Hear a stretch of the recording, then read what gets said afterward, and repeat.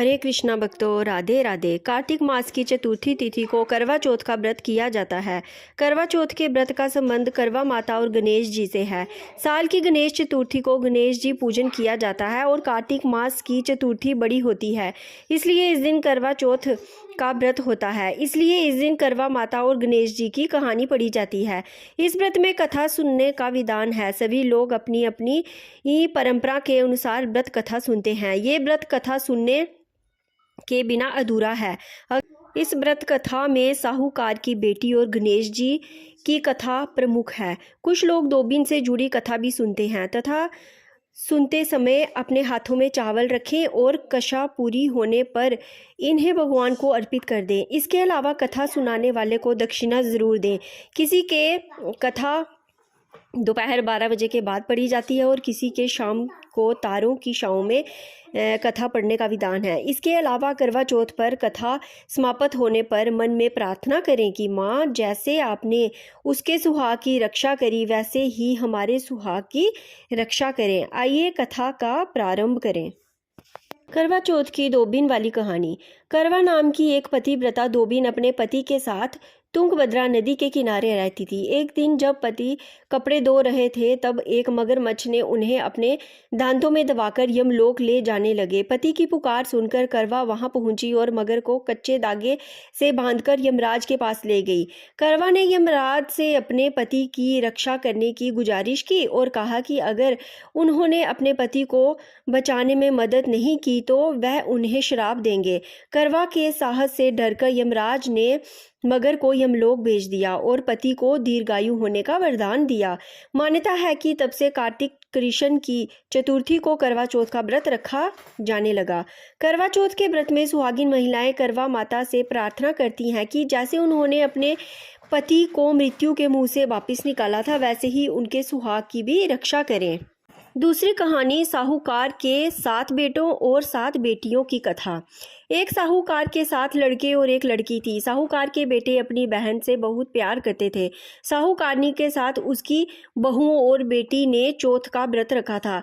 चौथ का व्रत में चांद देखकर ही व्रत खोलते हैं। रात को जब साहूकार के लड़के भोजन करने लगे तो उन्होंने अपनी बहन से भोजन के लिए कहा। इस पर बहन ने बताया कि उसका आज व्रत है और वह खाना चंद्रमा को अर्घ्य देकर ही व्रत खोल सकती है और कुछ खा सकती है। सबसे छोटे भाई को अपनी बहन की हालत देखी नहीं गई और वह दूर पेड़ पर एक दीपक जलाकर चलने की ओट में रख देता है। दूर से बहन को दिखाता है। चलनी की ओट में रखा दीपक चांद की तरह लगता है। ऐसे में वो ऐसा लगता है कि जैसे चतुर्थी का चांद हो।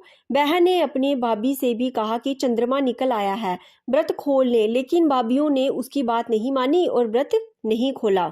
बहन को अपनी भाइयों की चतुराई समझ में नहीं आई और उसे देखकर करवा उसे अर्घ्य देकर खाने का निवाला खा लिया। जैसे ही वह पहला टुकड़ा मुंह में डालती है उसे छींक आ जाती है, दूसरा टुकड़ा डालती है तो उसमें बाल निकल आता है और तीसरा टुकड़ा मुंह में डालती है तभी उसके पति की मृत्यु का समाचार उसे मिलता है। वह बहुत दुखित हो जाती है।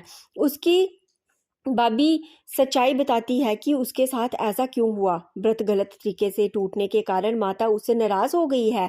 इस पर वह निश्चय करती है कि वह अपने पति का अंतिम संस्कार नहीं करेगी और अपनी अस्तित्व से उन्हें पूर्ण जीवन दिलाकर रहेगी। शोकातुर होकर वह अपने पति के शव को लेकर 1 वर्ष तक बैठी रही और उसके ऊपर उगने वाली घास को इकट्ठा करती रही।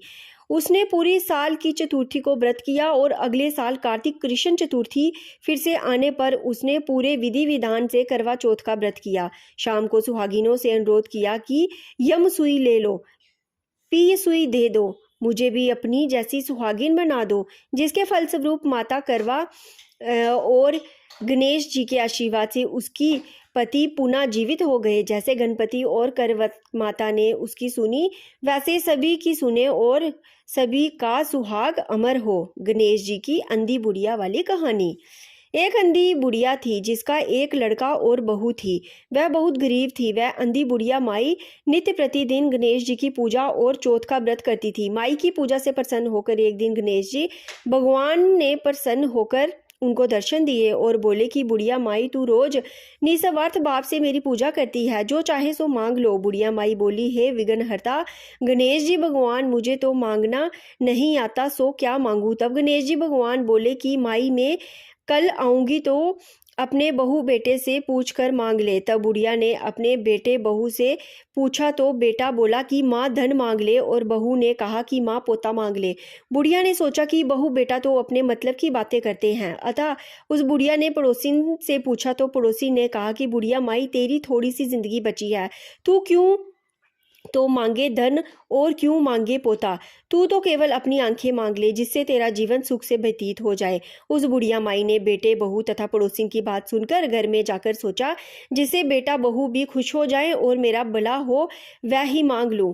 जब दूसरे दिन गणेश भगवान आए बोले बुढ़िया माई मांग ले। गणेश जी भगवान के वचन सुनकर बुढ़िया माई बोली, हे विघ्नहर्ता अन्न देव धन देवो, निरोगी काया देवो, अमर सुहाग देवो, दीदा घोड़ा देवो, सोने के कटोरे में पोते को दूध पीता देखूं, अमर सुहाग देवो और समस्त परिवार को सुख देवो, आपके श्री चरणों में मुझे स्थान देवो। बुढ़िया की बात सुनकर गणेश जी बोले, बुढ़िया माँ तूने तो मुझे ठग लिया और कहती है कि मांगना नहीं है आता, जो कुछ तूने मांग लिया वह अभी तुझे मिलेगा। यूं कहकर गणेश जी भगवान अंतर्ध्यान हो गए। हे गणेश जी भगवान, जैसे बुढ़िया माई को दिया वैसे सबको देना, वैसे ही सबको देना और सभी पर अपनी कृपा बनाए रखना। बोलो गणेश महाराज की जय। ओम जय करवा मैया माता, जय करवा मैया, जो व्रत करे तुम्हारा पार करो नैया। ओम जय करवा मैया, सब जग की हो माता तुम ही रुद्रानी, जश तुम्हारा गावत जग के सब प्राणी। ओम जय करवा मैया, ओम जय करवा मैया, माता जय करवा मैया, जो व्रत करे तुम्हारा पाप करो नैया। ओम जय करवा मैया। बोल जयकारा करवा मैया की, बोल सांचे दरबार की जय।